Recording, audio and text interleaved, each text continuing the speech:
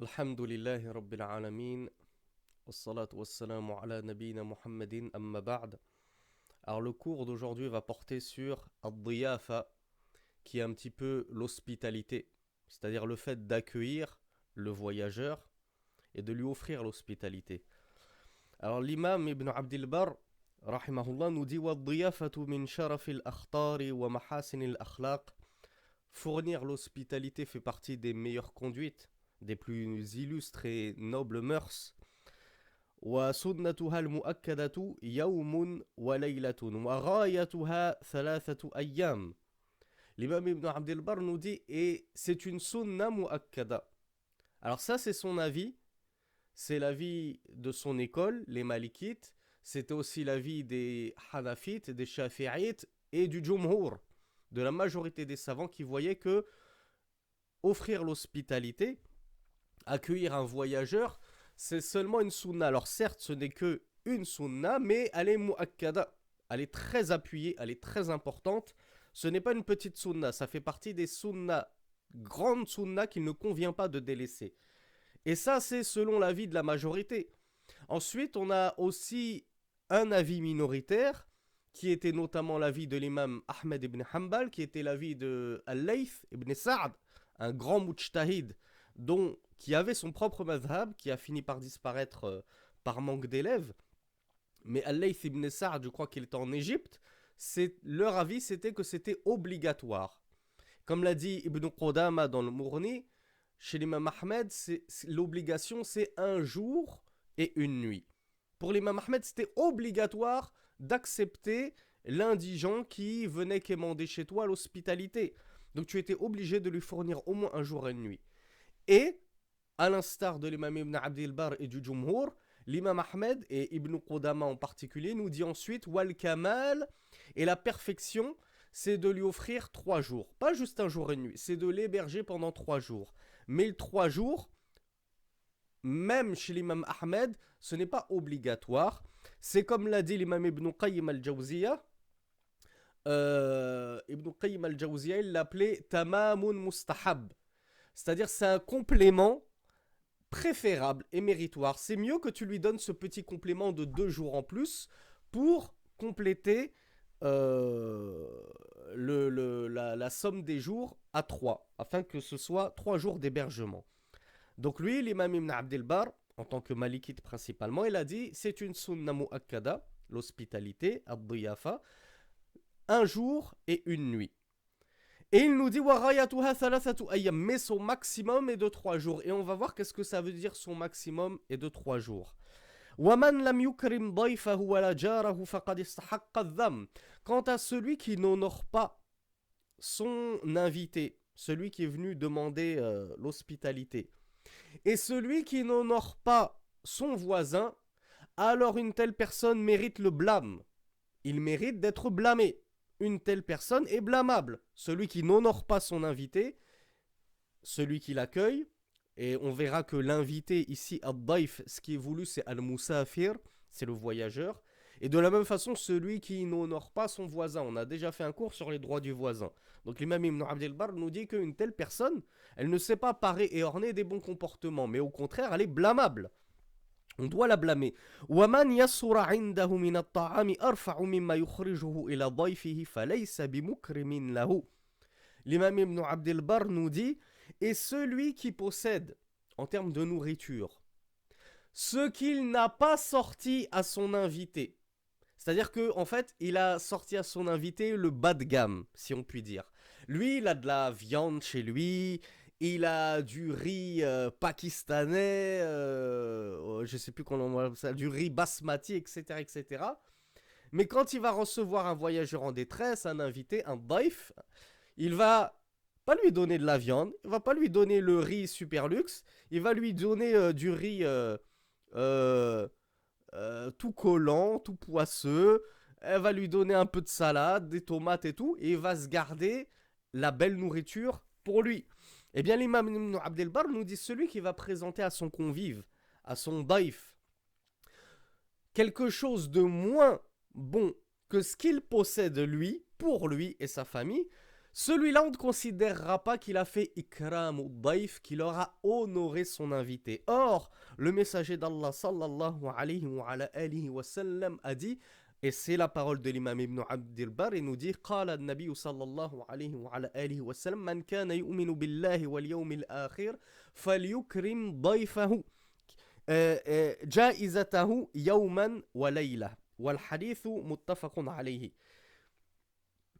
Le messager d'Allah a dit, quiconque croit en Allah et au jour dernier, qu'il honore son invité. Son dû, son droit, sa récompense, si on peut dire, c'est un jour et une nuit. Quel est le cadeau que tu donnes à ton invité?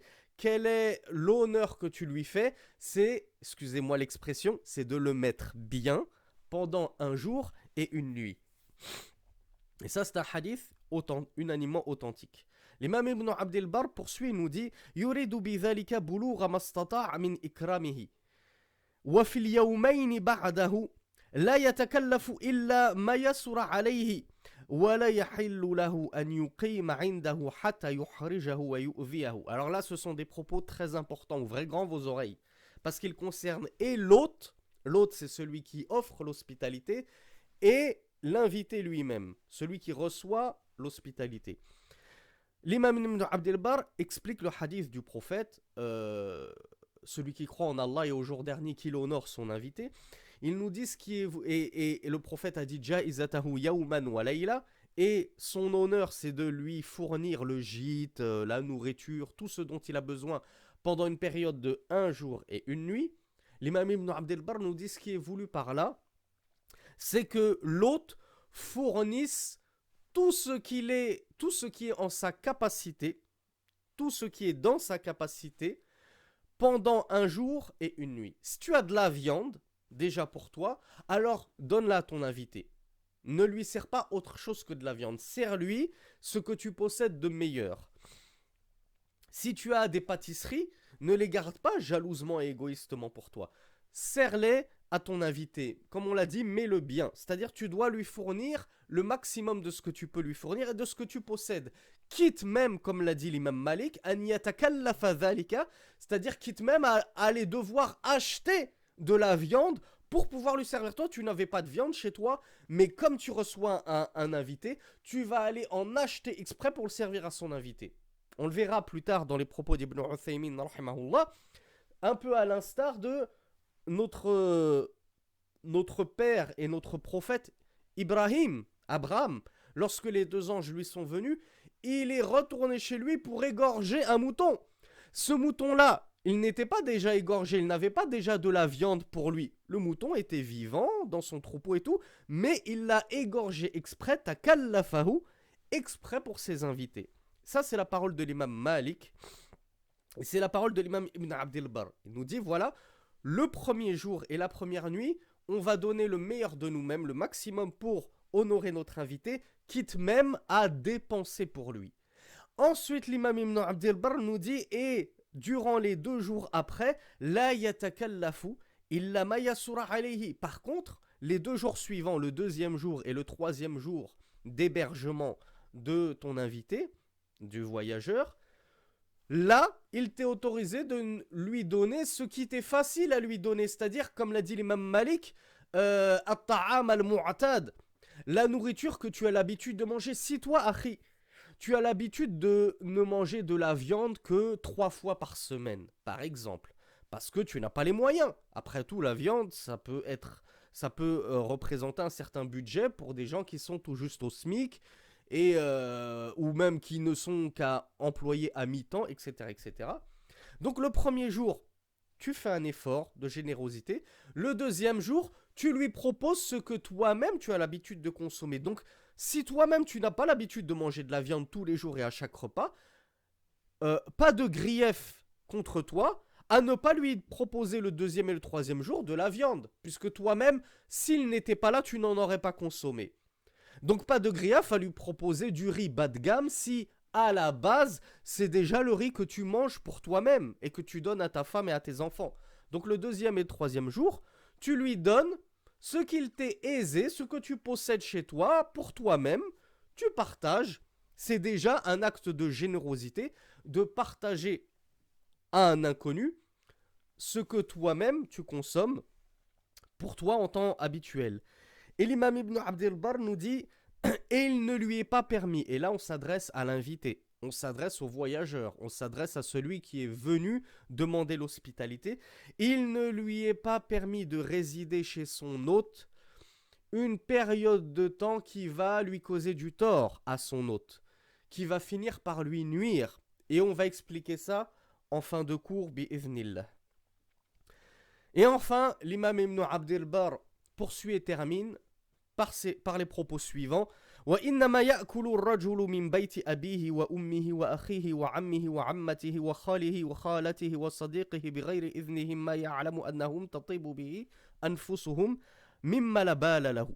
L'imam Ibn Abd al-Barr nous dit et l'homme ne mange que, alors l'homme an-nisa ou shaqa'iqur rijal en islam, hein, les femmes sont les sœurs utérines, un peu les sœurs jumelles des hommes. Elles ont les mêmes droits que les hommes et les mêmes devoirs que les hommes en temps normaux, sauf exception faite mentionnée dans le Coran et la Sunna. Sinon, quand on dit il convient à l'homme de faire ceci, ça vaut pareil pour les femmes. Alors, l'homme ne mange que dans la maison de son... Il ne convient à l'homme de ne manger que dans la maison de son père, dans la maison de sa mère, dans la maison de son oncle paternel, dans la maison de sa tante paternelle, dans la maison de son oncle maternel, dans la maison de sa tante maternelle et chez son ami. Qu'est-ce qu'il nous dit Ibn Abd al-Barr? Bi ghayri idhnihim ma ya'lamu annahum tatibu bihi anfusuhum. Tant qu'il sait que cela ne les dérange pas, qu'ils agréent cela, que ça ne leur pose aucun inconvénient à ce que tu ailles manger chez eux. C'est comme ça, c'est la coutume. Toi, tu vas manger chez ton oncle. Pardonnez-moi. Toi, tu vas manger chez ton oncle naturellement. Ensuite, la semaine suivante, c'est ton oncle qui vient manger chez toi. Tu vas manger chez ton ami. C'est ton ami qui vient manger chez toi. C'est normal, c'est la coutume. Ça ne pose de problème à personne. Tant que c'est normal, tant que c'est la coutume, tant que les gens sont habitués à ça, l'imam Ibn Abd al-Barr, et on va voir, c'est Allah, ça, on le tient d'un verset coranique dans la sourate La Lumière, verset numéro 61, c'est Allah qui nous dit, point de grief sur vous, il n'y a aucun mal sur vous, aucun inconvénient à ce que vous mangiez les uns chez les autres. Par contre, l'imam Ibn Abd al-Barr précise deux cas de figure. Il nous dit... Parce que là, l'imam Ibn Abd al-Barr, il ne nous parle pas de l'invitation. C'est-à-dire, je suis invité à manger chez mon oncle, point de mal à répondre à l'invitation. Non, c'est pas ça qui est voulu. Ce qui est voulu, c'est que toi, tu te trouves chez ton oncle, tu es invité, par exemple, tu dors même 2-3 jours chez ton oncle, et tu vas te permettre de te servir de la nourriture qu'il y a chez lui sans sa permission. Déjà, est-ce qu'on a le droit de nous servir de la nourriture qui se trouve chez ton oncle, chez ton père, chez ta mère, tout ce qu'on vient d'évoquer, jusqu'à chez l'ami as-sadiq? Est-ce qu'on a le droit de se servir de la nourriture qu'il y a chez lui sans sa permission? Eh bien, l'imam Ibn Abd al-Barr te répond, il te dit oui, tu as le droit idha taba bihi nafsuhu. Si tu sais que son âme est tranquillisée vis-à-vis de cela, il ne va pas te faire une scène, il ne va pas te faire un fromage parce que tu lui as pris du fromage. Tu t'es servi une pomme chez lui, il va pas te dire ouais, subhanallah, tu m'as même pas demandé la permission. Il y a des choses comme ça, naturellement, fil urf, dans nos coutumes, on sait que vas-y, ce qui est à moi est à toi, akhi, ce qui est à toi est à moi. Toi-même, quand tu viens chez moi, tu te sers des cacahuètes, je vais pas te dire ah, tu m'as pas demandé la permission. Donc, première condition, si tu sais que ça ne va pas poser problème, que tu sais que il t'aurait donné la permission, que tu n'as même pas besoin de demander la permission, alors tu peux te servir même sans la permission. Et la deuxième des conditions, et c'est un peu logique, l'imam Ibn Abd al-Barr nous dit « Mimma la bala lahu », c'est-à-dire parmi cette nourriture que tu vas prendre, il faut que ce soit quelque chose qui ne soit pas non plus quelque chose de grande importance. Parce que si tu vas te servir dans son congélateur une entrecôte comme ça de faux filet de bœuf Kobe ou Wagyu qui coûte 150-200 € le kilo. Lui, il l'avait gardé pour une grande occasion.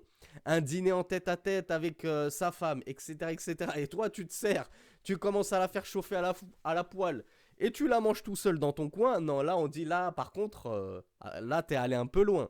Là, t'es allé un peu loin. Par contre, Mimma balahu, ce qui n'a pas grande importance, c'est par exemple une pomme, un fruit, une banane, une salade. Tu te fais, bon, une salade, une tomate, une salade, un peu de maïs, un peu d'oignon.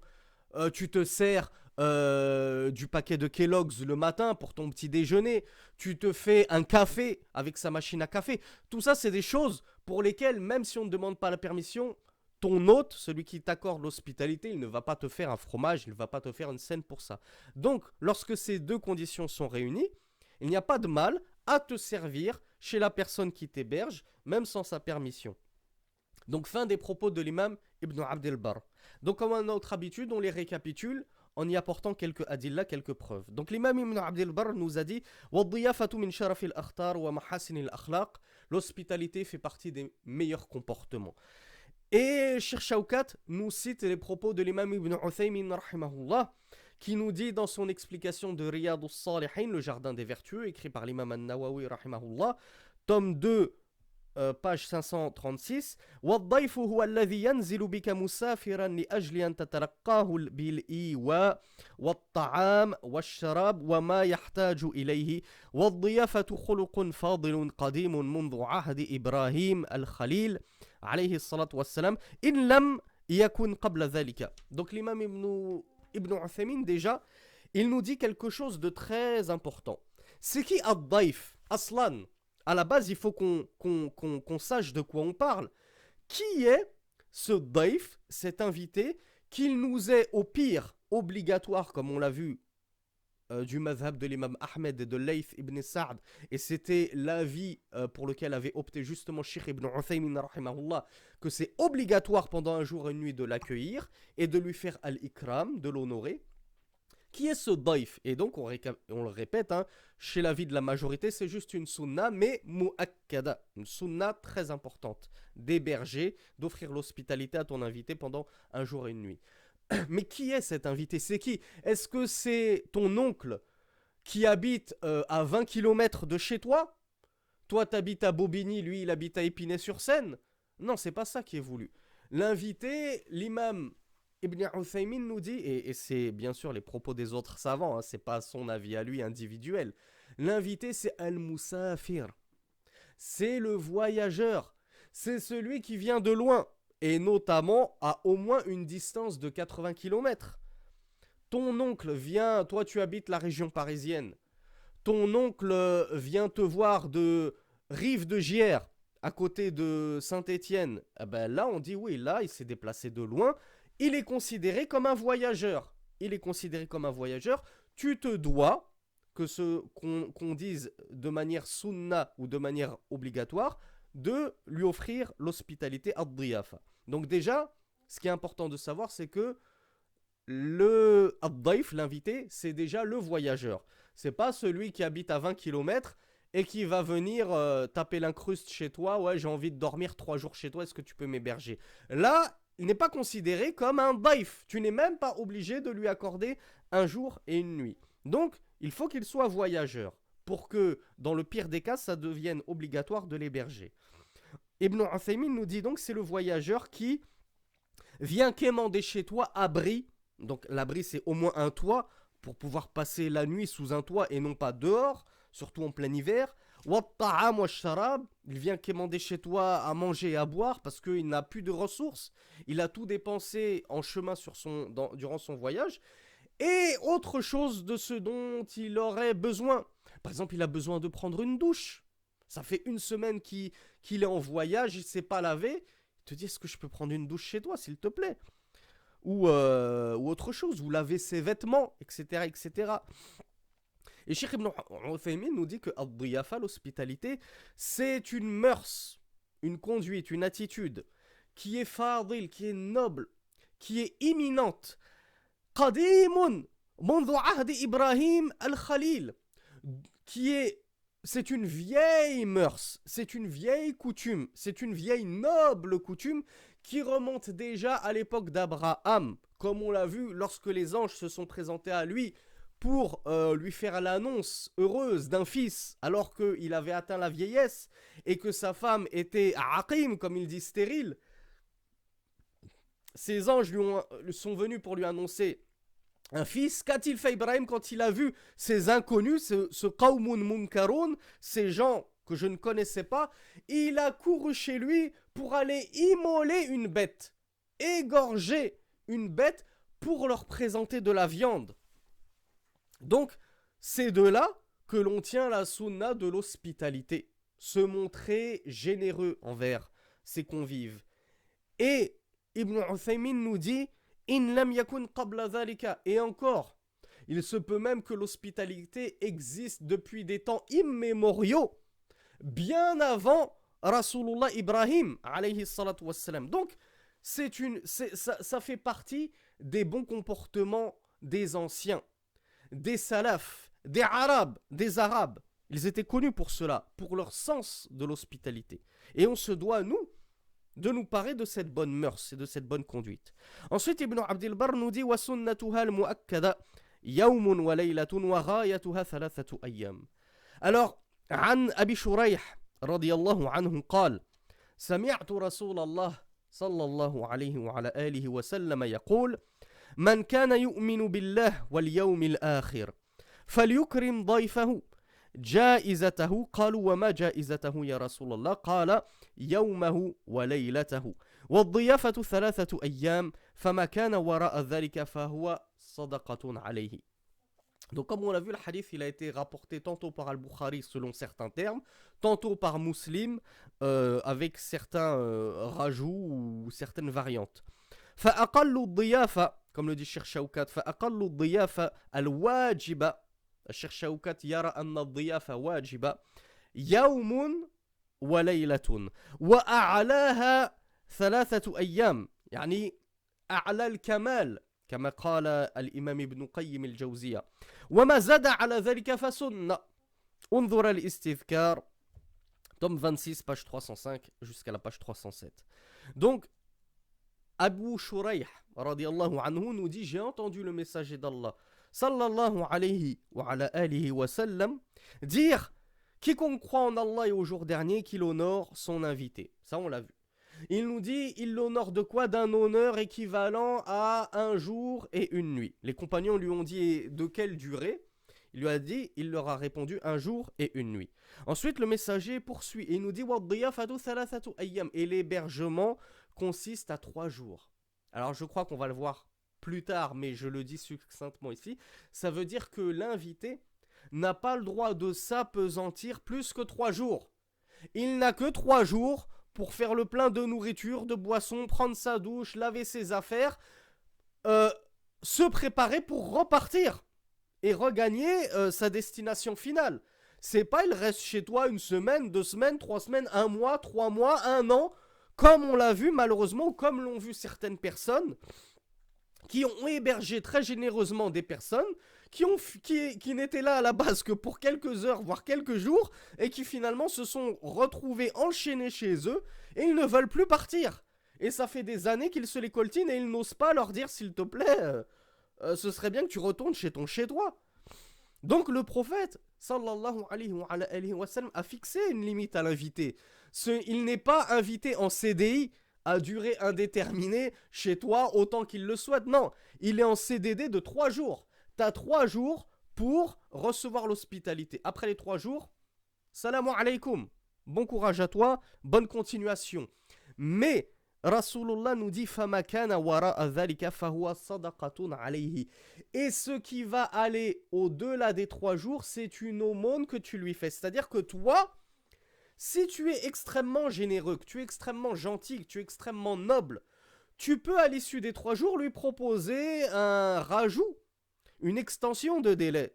Tu peux lui dire, écoute Harry, je vois que t'es pas encore prêt pour repartir, retourner en voyage, t'as des problèmes, t'as ci, t'as ça, écoute, je te propose de rester encore 1 semaine. Par exemple, Rasulullah te dit, ce rajout, cette extension de délai que tu lui offres, c'est une sadaqa que tu lui fais.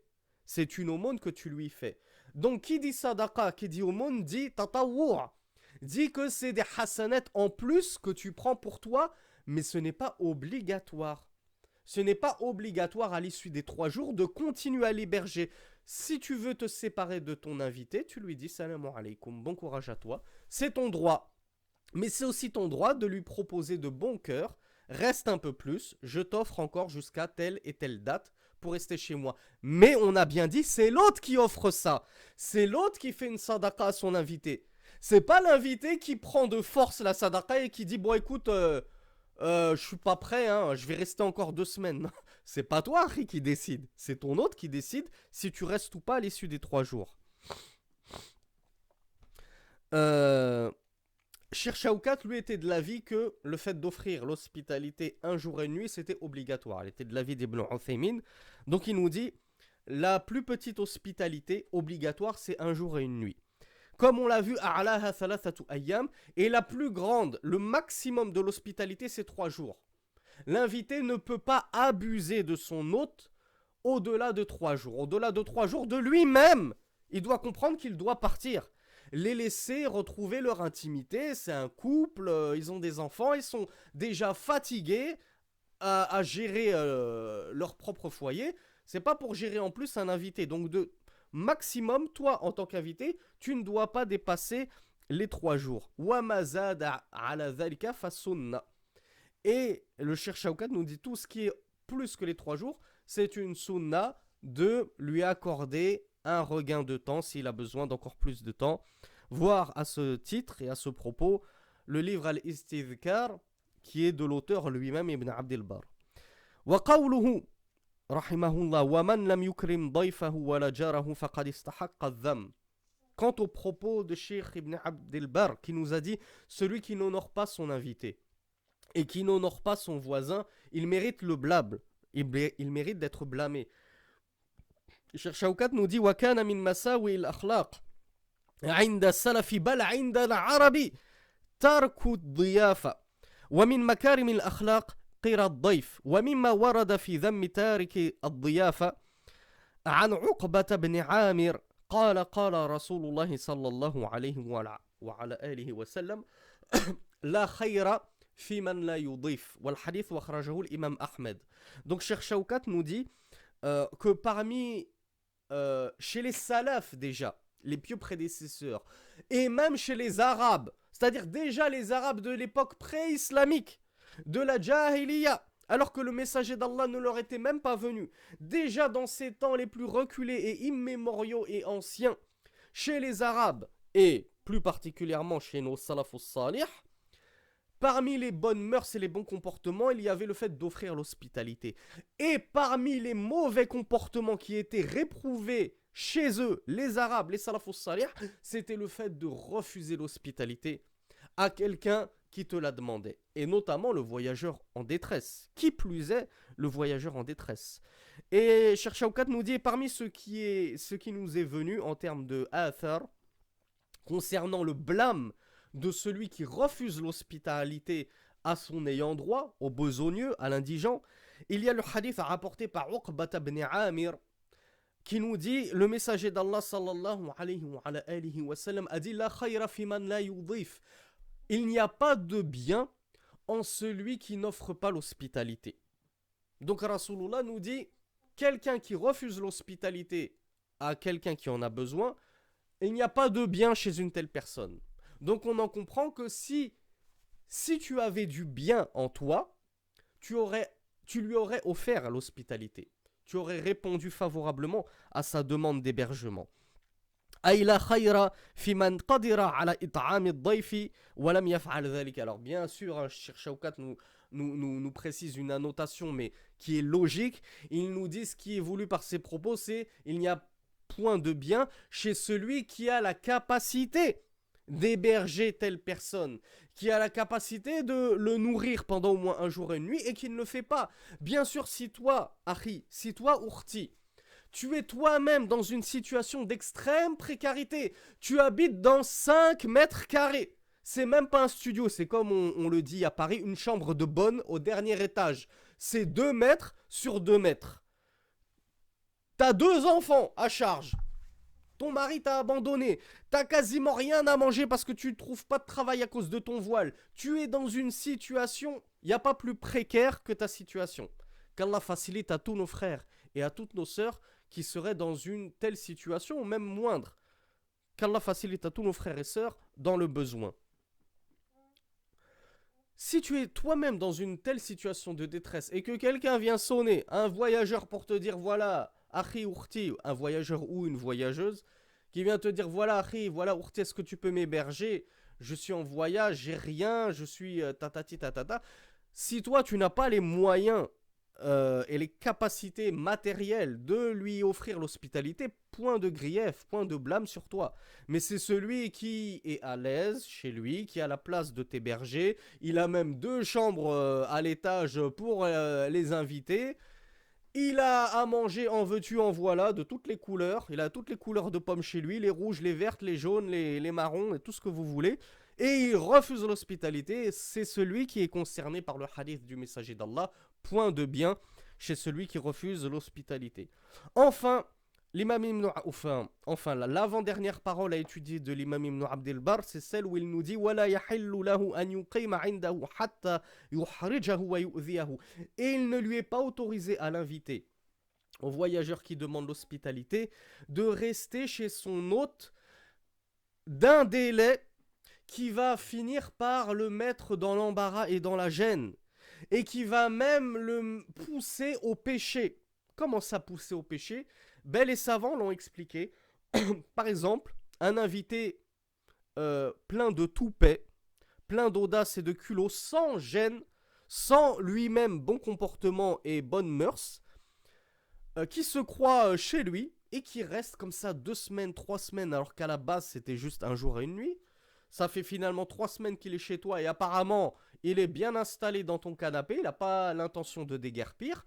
Eh bien, à cause de sa mauvaise conduite, toi tu vas être amené, par exemple, à faire du riba, à médire sur lui. Tu vas dire à ta femme, mais celui-là, mais quel culot! On a été gentil, on l'a déjà hébergé pendant 1 semaine, alors qu'à la base c'était prévu que pour un jour. Et lui, ça fait déjà 3 semaines qu'il s'est installé, mais il s'est cru où? Et tu vas commencer à médire sur lui, voire même à l'insulter. Autre façon d'interpréter ces propos, c'est que tu peux avoir du sou-udhan, comme l'ont dit certains savants. À cause de sa mauvaise conduite, ben, tu vas commencer à avoir du sou-udhan pour tout un peuple. Par exemple, c'est un Syrien qui est venu demander de l'hospitalité. Et toi, ben, à cause du fait qu'il se soit appesanti chez toi, qu'il ait, comme on dit, pris la confiance, tu vas commencer à dénigrer tous les Syriens. À cause d'un exemple parmi eux. Ah, ben, ah là là, ces Syriens, regarde comment ils sont mal élevés, regarde ci, regarde ça. Tu vas avoir du sou-udhan pour toute une partie de tes frères en islam. Et la dernière façon d'expliquer cela, alors d'abord on va voir justement le hadith qui prouve les propos de l'imam Ibn Abdel Bar, et on va voir la dernière façon dont les savants l'ont expliqué.